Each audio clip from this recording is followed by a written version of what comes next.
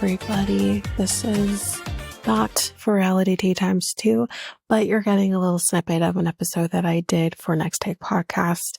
That was a lot of fun. It was a paranormal type episode. We had so much fun with it. I'm most likely going to be giving you like 10 minutes in the middle of the episode. I will link to the episode in the show notes. You can go listen to it. It was so much fun doing this. It was just me and our guest. It was so much fun. And, I'll link to that. There will be, links to, I think I'll link out to, our guest as well. So you can go take a look at his stuff, and he has a podcast as well. So you can definitely go take a part in that. And again, I'll link to the episode, link to all the Next Take podcast stuff. As I usually do for these episodes. So, again, this is not going to be replacing any of the episodes that you'll already be getting. You'll still get your 2.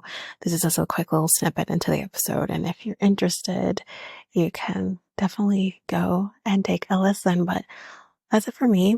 I probably won't be coming back in the end. We'll have something full bonus episode for you in June.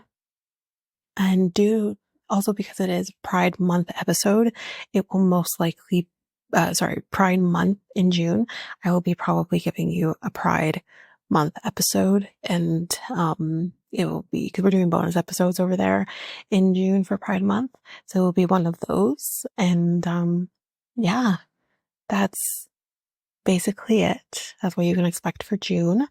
But without further ado, let's just hop into the quick little 10-minute snippet. I hope you enjoy it as much as I enjoyed recording it and editing it.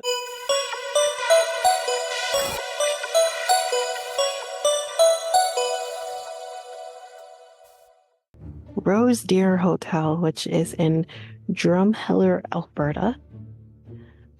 So in Drumheller, the community of Wayne is home to the Last Chance Saloon and the Rose Deer Hotel. So in 1912, when Wayne was in its prime, it had a population of only 2,000 people, but it wasn't its prime at some point, with a thriving coal mining industry. So back in the day, the saloon was nicknamed Bucket of Blood. Okay. I hate it. Why would you do that?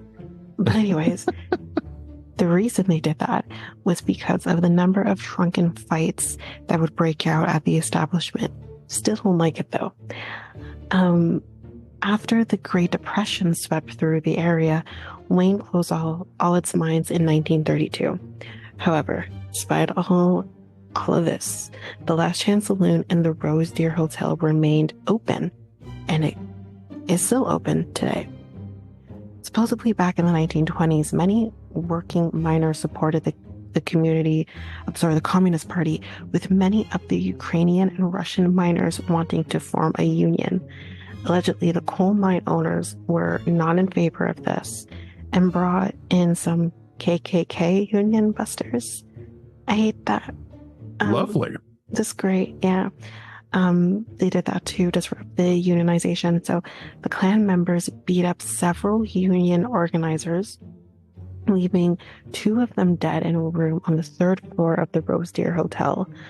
So the room's haunted reputation has only grown over the years.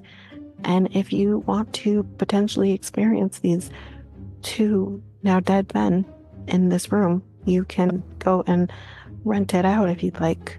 I personally will not, but you can if you want to. So yeah, so there's that. Well, that's a hard pass on the Bucket of Blood. No, I'm not going to a place called Bucket of Blood. Yeah, no kidding. That's a place you go to on a dare, or you're drunk college kids and you wander in the wrong part of town. This is just not a great idea. Let's go to Bucket of Blood. No, thank you.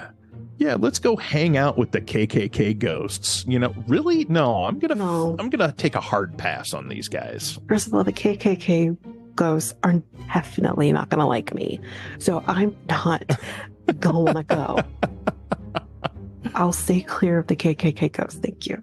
So the next place, this is French. So it's Baie des Chaleurs. I haven't done French since I was in grade 9. Grade 9. So sorry. You're already doing better than me, so we're good. Well, it's worse for me because French is supposed to be the second language and everything, and you learn it in school and stuff. But then once you hit 14, you say, I don't have to do this anymore. You really don't have to do it anymore. And I lost all knowledge. It's gone. It makes sense. Yeah. I'd be the same way. But this is a phantom ship, and it's in Beresford, New Brunswick.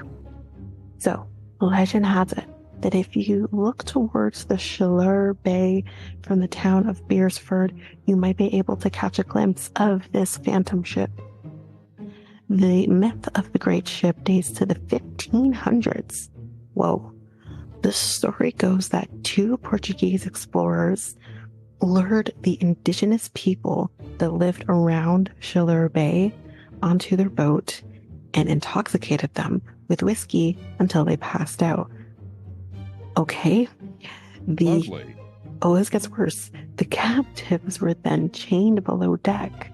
Not the show, not that fun, and sailed back to Portugal, where they were sold as slaves. So you come onto my country, and then you take the people of said country and then enslave them? It's just, this whole thing is gross. But wait. Yeah, no kidding. This is, no. It's horrible. But wait, don't worry, there's more. The Portuguese were so pleased with themselves, great, with the profit that they received for their human cargo, hate that too, that they soon returned to get more. But this time, the indigenous people were ready for them, and they were prepared because they knew what happened. They took revenge on the Portuguese people for kidnapping. Sorry, my dogs are going nuts. Somebody. Oh, I can't even hear anything. Oh, okay, good. We're good. We're good. Okay. So they took revenge on the Portuguese people, kidnapping their people, killing all of them. Good now, grief. I don't know if I would go that route, but at the same time, I mean, I hate to say they deserved it, but when you're trying to go back and take more people as if we're just here for your, for you to take us and then sell us, What? Yeah, that's, yeah. Yeah. So 2 years later, a search party discovered the Baie des Chaleurs, which is like the boat that is now, you could potentially see. As the party boarded the ship, they were attacked by the Chaleur Bay indigenous people.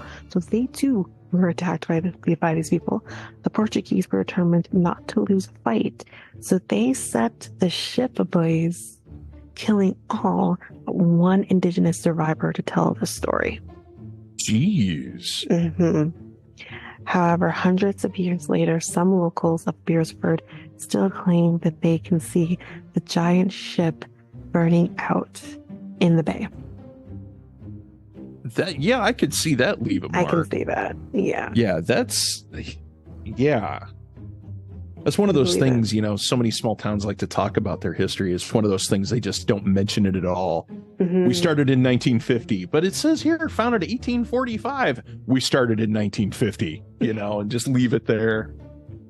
Yeah, I mean, yeah, I definitely think that there's definitely some credence to this. Like, I could see that definitely happening just because, the history of it. And I mean, I believe the history of it. We're talking this is the 1500s, sure. And this, people were not nice to others. And yeah, it was horrible. Yeah, exactly. All around, just death and then hauntings. Yeah. So Fort George, which is in Niagara-on-the-Lake in Ontario, so near my neck of the woods. I haven't been here, but I don't know if I'm going to want to go there after I read this. So the Fort George National Historic Site is a fort that was used to protect Upper Canada and the town of Niagara-on-the-Lake from American attacks during the War of 1812. So this is the thing. I mean, America, you just got out of the Revolutionary War. Why'd you have to come and attack us? Like, just 20 years later. What did we do to you? That seemed like the thing to do. Right. Anyway, guests can explore 8 restored buildings, hear live military music, and witness live musket demonstrations.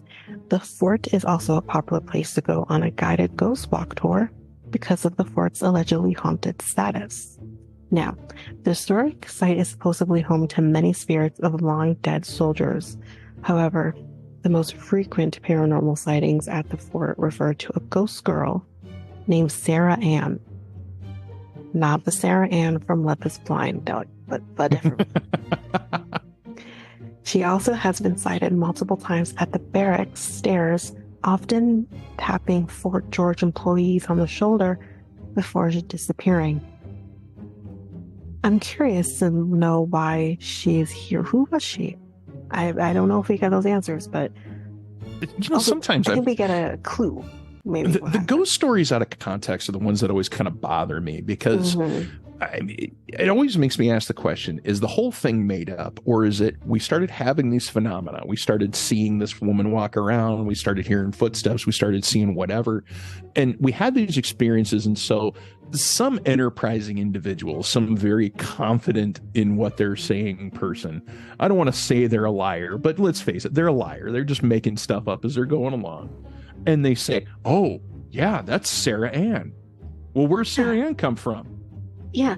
No one knows, but it's Sarah Ann. Yeah, and that's the thing, too, because we're going to kind of get a little history here on Sarah Ann. First of all, she's a child.